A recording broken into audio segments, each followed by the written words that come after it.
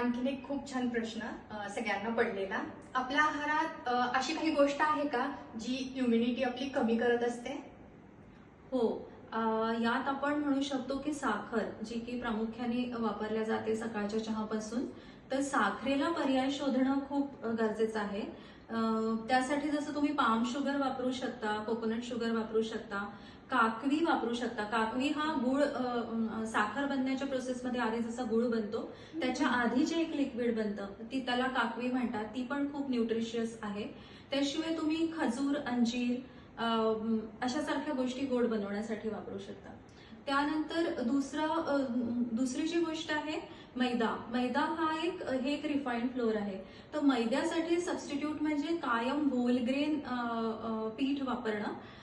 त्याच्यामध्ये आता तर तुम्ही मिलेटची पीठं पण वापरू शकता आणि मिलेटच्या पीठाचं पण खूप साऱ्या वेगवेगळ्या रेसिपीज आपण बनवू शकतो. आणि तिसरी गोष्ट जी मला वाटते की रिफाइंड ऑइल. लोक अजूनही रिफाइंड ऑइल वापरतात, तर रिफायनिंग प्रोसेसमध्ये त्यातले जे न्यूट्रिएंट्स आहेत ते सगळे चालले जातात.